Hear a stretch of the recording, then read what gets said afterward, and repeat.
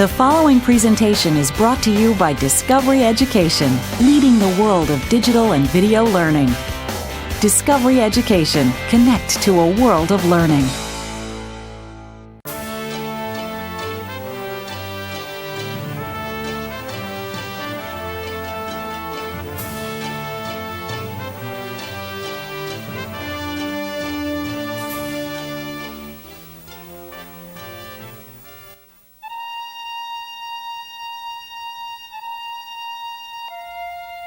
When the first Spanish explorers sailed to the New World in the late 15th century, several great civilizations already flourished in the Americas. The most advanced of these cultures developed in the region of southern Mexico and northern Central America, known as Mesoamerica. The region's inhabitants lived in villages and in cities filled with monumental architecture. Art, written language, extensive trade networks, and agriculture were vital aspects of the Mesoamerican cultures, as were the people's deeply held religious beliefs. When Christopher Columbus arrived in 1492, the population of Mesoamerica exceeded 25 million people. After the arrival of the Spanish explorers, the native population declined by 90% over the next century, due to warfare, European diseases carried by the Spaniards, and harsh treatment of the enslaved survivors. In this program, we will take a look at two of Mexico's most powerful early civilizations, those of the Maya and the Aztec.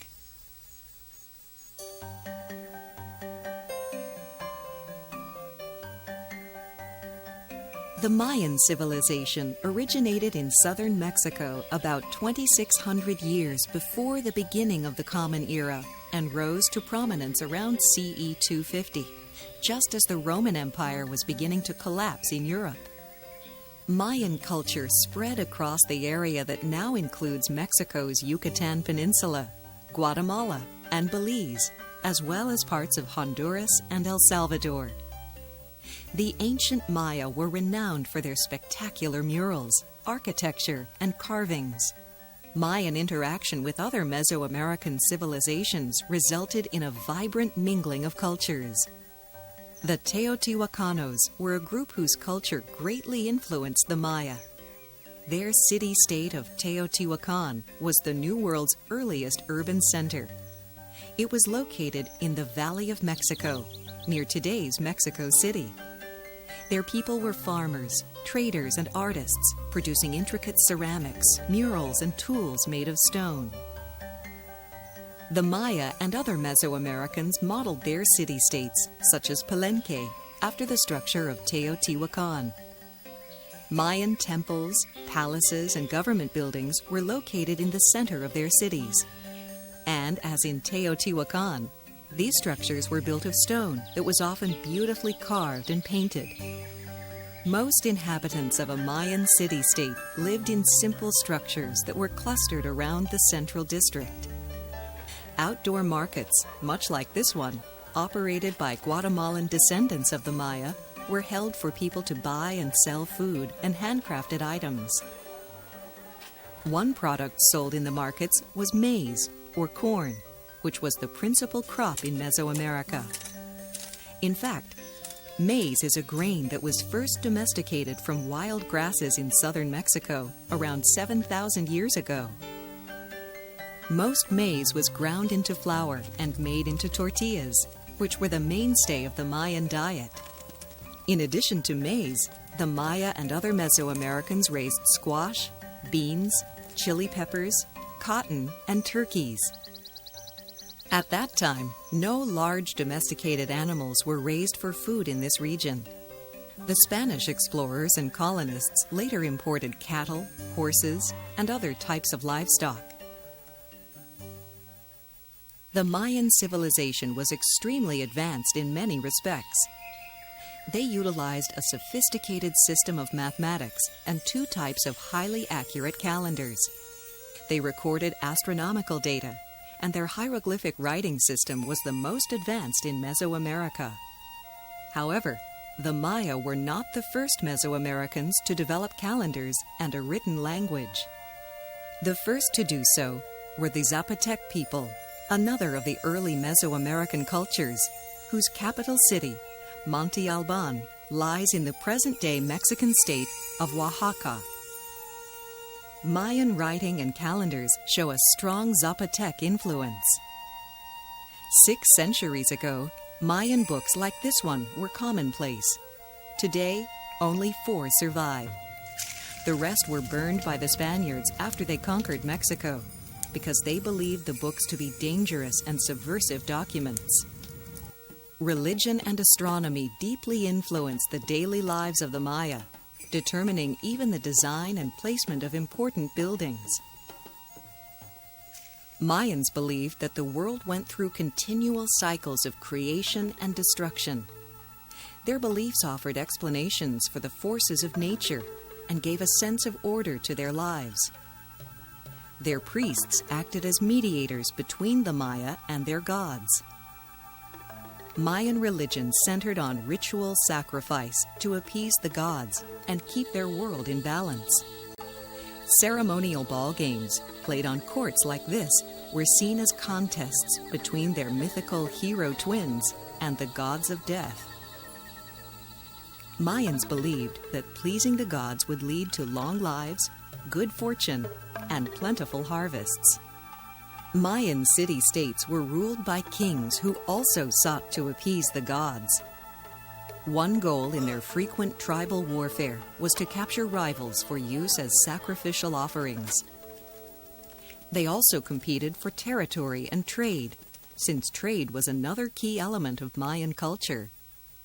Some Mayan city-states, such as Tikal in Guatemala, developed primarily as regional trading centers. Mayans occasionally used cacao beans as a form of money, but they mainly bartered such goods as salt, honey, carved jade, cotton, animal skins, and feathers. Archaeologists have unearthed macaw feathers from the Mayan region of Central America, among the ruins of the ancient city of Pueblo Bonito in New Mexico. Their discovery shows that the trading network of the ancient American civilizations extended over a vast area. By the 9th century, many of the greatest Mayan cities were abandoned as a result of drought, overpopulation, and warfare. As the Maya declined in power, a militaristic people known as the Toltec shifted from a nomadic lifestyle to a more settled urban way of life. In the 10th century, they established an empire in Mexico's central highlands, ruled from their capital city of Tula. Within the next 50 years, the Toltec replaced the Maya as the dominant civilization in Mesoamerica. However, during the 1300s, nomadic Chichimex Indians and other invaders demolished the Toltec Empire and its capital city. While the Toltec Empire was collapsing in the Americas, Europe was in the midst of the medieval era, a time when nobles in castles sent knights into battle to defend their realms. Following the Toltec, the Aztec, or Mexica, were the next group that rose to cultural dominance in Mexico. They settled at Lake Texcoco, near the long-abandoned city of Teotihuacan. Aztec priests decided to build on that spot because of a strange omen they had seen there: an eagle perched atop a cactus, grasping a snake in its beak. Today, the Mexican flag commemorates this legendary event. The Aztecs considered themselves to be the divinely ordained successors of the Toltec. Building on the Toltecs' militaristic culture, they forged alliances with other tribes and fought a series of wars that led them to become the most powerful empire ever to exist in Mesoamerica. At its peak in the early 16th century, the Aztec Empire covered more than 80,000 square miles. Their capital city, Tenochtitlan, was a metropolis of towering temples, palaces, and broad avenues. The city was crisscrossed with canals, which were used for transportation and for irrigation. Nearly all the ancient canals were destroyed when the Spanish drained Lake Texcoco. But here at Xochimilco, near Mexico City, some of them remain. Many modern-day descendants of the Aztec visit the canals for a day of fun, drifting among the colorful boats, enjoying a wide variety of music and tasty food. In Aztec times, lush gardens grew on artificial islands in Lake Texcoco called chinampas. Nearly half the local food was raised on the chinampas. These products were sold in open-air markets attended by thousands of people. Gods associated with agriculture dominated the Aztec religion, and religion was the focus of Aztec life. For example, they worshipped a corn god, a rain god, and a god of fertility known as Xipe Totec. In some native communities in Mexico, dancers known as the voladores still perform an ancient ceremony dedicated to Xipe Totec. Their airborne ritual originated during a period when severe drought gripped the Aztec Empire. Back then, some young men decided to appeal to the god of fertility for help. In the middle of the village, they erected a tall pole, placing a small platform on top of it. Then, dressed in colorful costumes, they threw themselves into the air, floating like birds on the ropes attached to their legs, while one of them played sacred music as he spun. Each flyer twirled 13 times around the pole.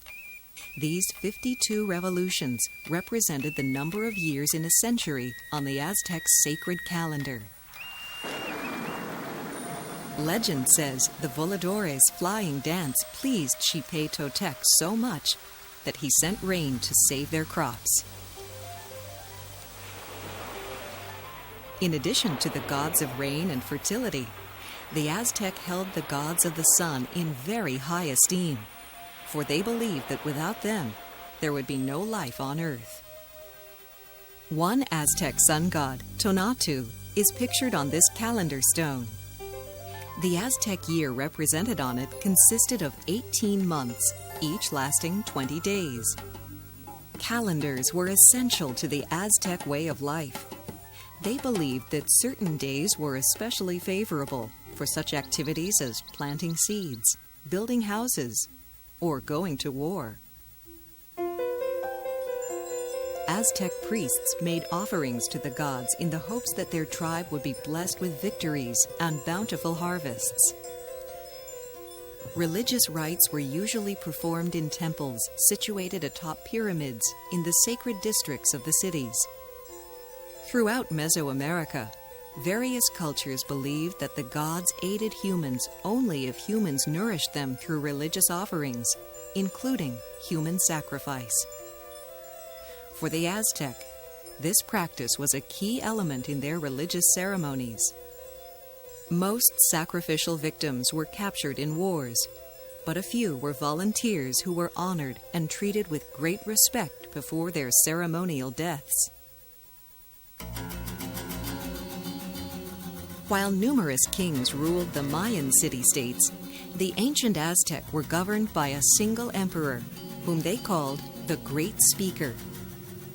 In the spring of 1519, the Emperor Montezuma II learned that pale-skinned invaders had arrived from the east in giant canoes and had damaged several villages by throwing bolts of lightning at them. Montezuma feared this meant the plumed serpent god Quetzalcoatl was coming to Tenochtitlan to destroy the Aztec Empire. As it turned out, the invaders were led not by a god, but by a Spanish conquistador named Hernán Cortés. By August 13, 1521, a little more than 2 years after arriving in Mexico, Cortés, his soldiers, and their Native American allies accomplished the seemingly impossible by overwhelming and then destroying the huge Aztec Empire.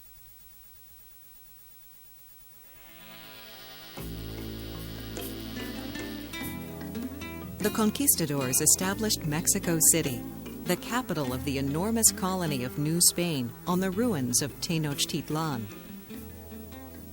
The Spaniards believed that it was their duty as Christians to erase all traces of the native religions of Mexico.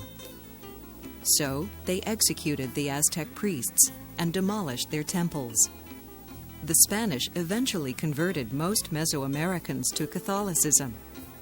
The native people were forced to give up much of their unique culture in exchange for the beliefs of the Spanish colonists. In 1547, a massive epidemic of smallpox, a disease carried by the Spaniards, swept across the land.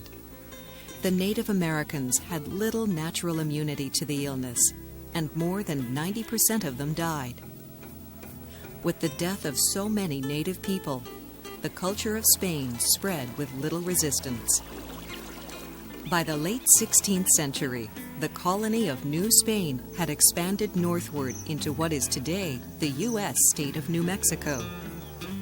And by the 1780s, the colonists of New Spain were well established in Arizona, California, and Texas as well.